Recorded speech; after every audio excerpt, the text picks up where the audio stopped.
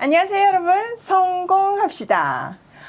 우리는 기도를 하고 싶어 해요. 기도하기 싫은 사람은 없죠. 근데 생각보다 기도하기가 쉽지가 않고, 또 어떻게 해야 되는지, 또 얼마나 지속적으로 해야 되는지에 대한 질문이 있어요.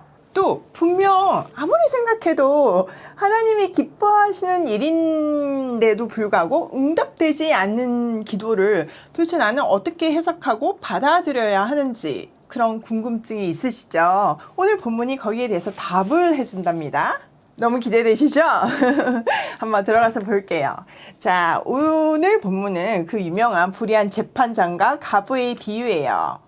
이 이야기는요, 인자의 날에 관한 종말론적인 가르침 직후에 다시 한번 강조하기 위한 비유라고 볼 수 있어요. 그리고 주제는 언제나 첫 절에 나와 있다. 꼭은 아니지만 대부분은. 자, 그 주제절부터 한번 읽어볼게요. 예수께서 그들에게 항상 기도하고 낙심하지 말아야 할 것을 비유로 말씀하여.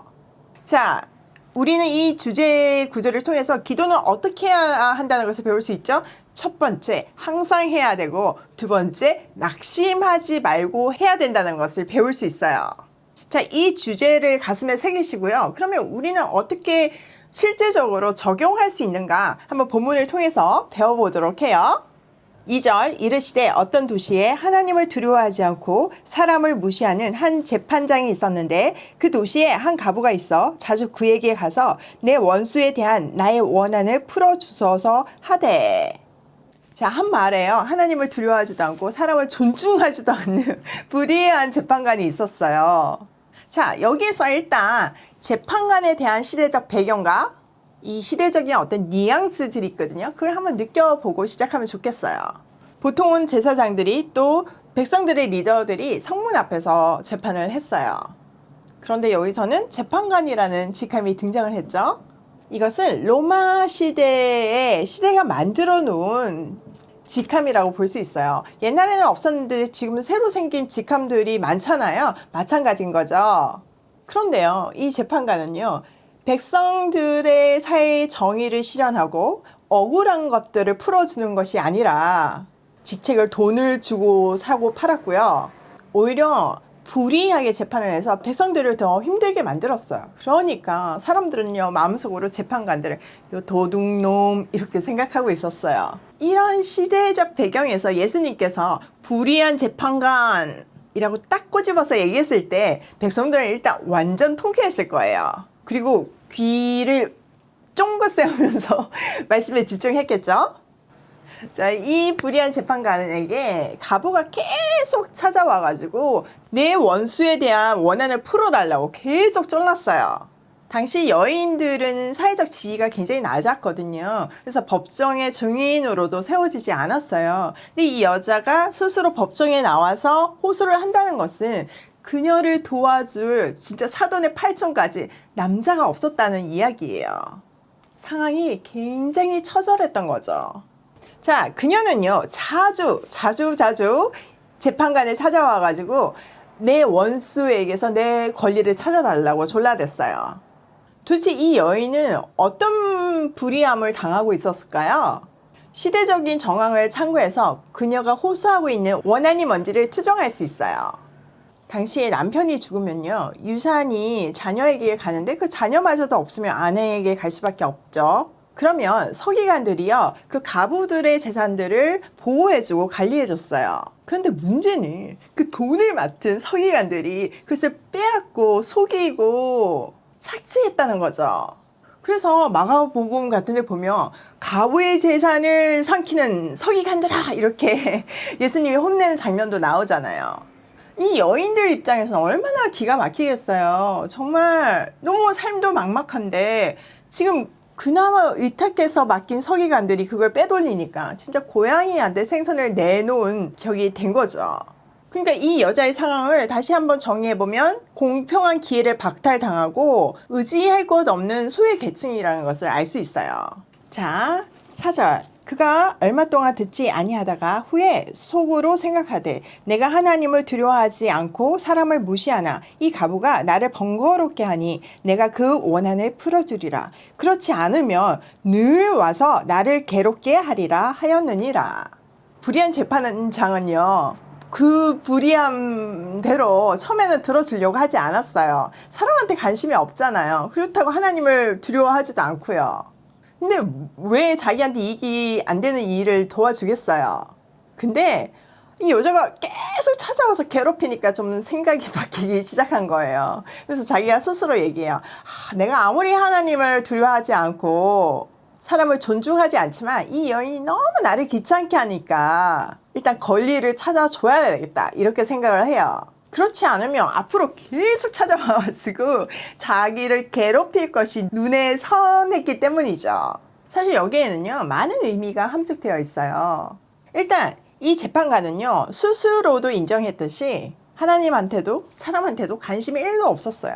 그럼에도 불구하고 외면할 수 없었던 거는 첫 번째, 그 여자가 당하는 일이 누가 봐도 부당했다는 것을 인정할 수밖에 없었던 거죠. 두 번째는 과부의 끈질김이었어요.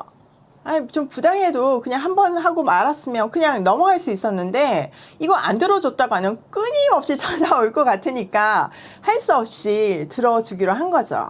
자, 여기에 늘 와서 나를 괴롭게 하리라, 이거를 원어의 근거에서 아주 문자적으로 해석을 하면요, 눈을 쳐가지고 멍들게 하다, 반항하다의 의미예요. 히포피아제인이란 단어인데요, 이거는 건투에서 유래한 단어래요. 또 이 동사는 직접적인 의미와 더불어서 상징적인 의미들을 가지고 있었는데, 얼굴을 어둡게 하다, 인격을 더럽히다, 완전히 낡아지게 하다, 이런 뜻도 있었대요. 한번 생각을 해보세요. 누군가 계속 내 눈을 쳐가지고 멍들게 하고 나의 명성과 인격을 깎아내리는 행동을 한다면 사람이 괴로울 수밖에 없잖아요. 그것도 자주 와가지고 그런다면 견딜 수 있는 사람은 없을 거예요. 이런 배경에서 재판관은 불의한 재판관이라는 수식어에 맞게 그 불쌍한 여인을 위해서, 또 정의를 위해서 원한을 풀어준 것이 아니라 자기가 불편한 것에 근거해서 자기를 기준으로 그냥 귀찮아가지고 들어주기로 결심한 거예요. 자, 예수님께서 이 이야기의 결론을 이어서 설명을 해주시는데요, 놀랍게도 이 불의한 재판관을 하나님한테 대입하고 있어요. 한번 6절 볼게요. 주께서 또 이르시되 불의한 재판장이 말한 것을 들으라. 하물며 하나님께서 그 밤낮 부르짖는 택하신 자들의 원한을 풀어주지 아니하시겠느냐? 그들에게 오래 참으시겠느냐?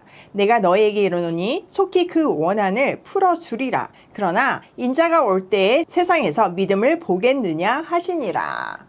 자, 예수님은요, 그 불의한 재판장도 자기 백성의 부당함을 들어주는데 하나님 아버지는 오죽하겠냐는 거예요. 마태복음에 육신의 아버지도 좋은 것을 줄 줄 아는데 하물며 하나님 아버지는 오죽하겠냐, 이 말하고 일맥상통하는 거죠. 이 불의한 재판관을 통해서 하나님의 선하심을 극대화시키고 있어요.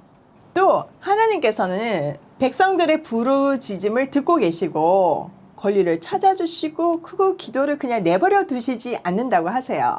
그런데 그거는 공감이 가지만 속히 원한을 풀어주신다는 말은 좀 마음에 안 와닿잖아요. 왜냐면은 속히 안 풀어주시니까요. 자, 이건 조금 이따가 한번 설명해 볼게요. 또 인자가 올 때 세상에서 믿음을 찾아볼 수 있겠냐는 말은 일단 주님이 다시 오시는 종말의 때를 말하고 있어요. 다시 올 때까지에는 지금 당장이 아닌 어떤 시간이 전제되어 있는데 그때에도 세상에서 믿음을 찾을 수 있겠냐는 말이죠. 또 속히 풀어준다는 말과 긴 시간이 전제되어 있는 다시 오실 때에는 아주 상반되게 느껴져요.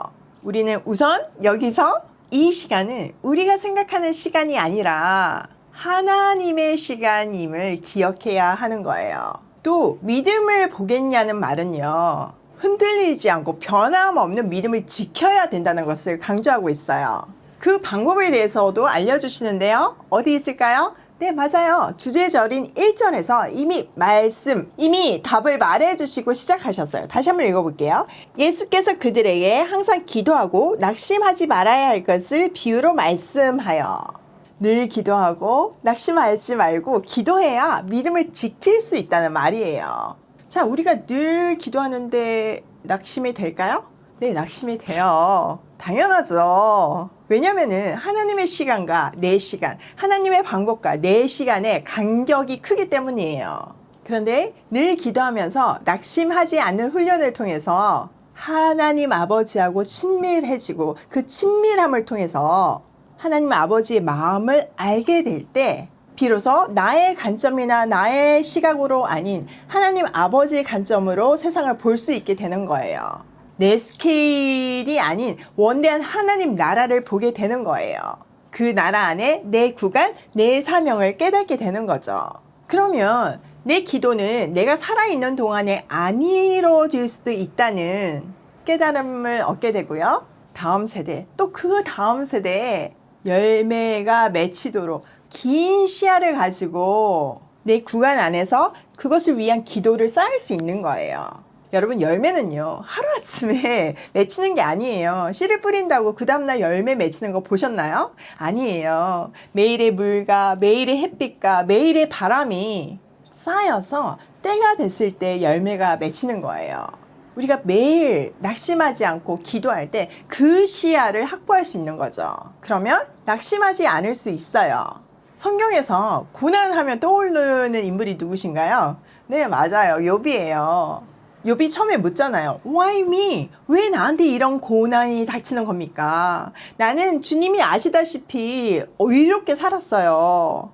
그거를 누구보다도 주님이 알고 계시는데 도대체 나한테 왜 이러시는 거예요? 너무하신 거 아니세요? 이런 질문들을 수도 없이 했어요. 솔직히 욥뿐만 아니라 뭐 그에 준하는 어떤 고난이 아닐지라도 우리도 늘 이 질문을 하잖아요. 그러면서 이 길이 맞는가? 의심하잖아요. 제가 한참 어려울 때 주위에서 진짜 욥 같다 이런 말씀들을 하셨어요. 또 어떤 사람들 너 진짜 잘못한 거 없는지 일단 회개해라. 이렇게 괜히 치실 리가 없다. 이런 욥의 친구 같은 사람들도 많았고요. 늘 북적이던 사람들도 떠났고 그런 홀로 남겨진 상황에서 저도 수도 없이 Why me? 물어봤어요. 근데 욥기의 끝에서 욥의 질문이 어떻게 바뀌죠? Why me? 여전히 똑같아요. 그런데 내용이 달라졌어요. 욥이 내가 이제야 주님을 눈으로 본다고 고백하잖아요. 그리고 나 같은 죄인에게 이런 은혜를 주시는 것에 그 은혜에 감격하고 창조주 하나님께 엎드리잖아요. 환경이 하나도 바뀌지 않았는데도 불구하고요. 그게 은혜인 거예요. 그의 질문은 이제 Why me? 왜 나한테 이런 고난이가 아니라 Why me? 왜 내게 이런 가치 없는 나에게 이런 은혜를 주십니까? 이렇게 바뀐 거예요. 저도 요즘 그 두 번째 의미의 Why me를 수도 없이 고백하면서 눈물을 흘리고 있어요. 이 비밀을 깨닫는 것이 천국 시민들의 특권이에요. 자, 제가 성경 구절 좀 소개할게요. 요한계시록 6장 9절에서 10절 한번 볼게요.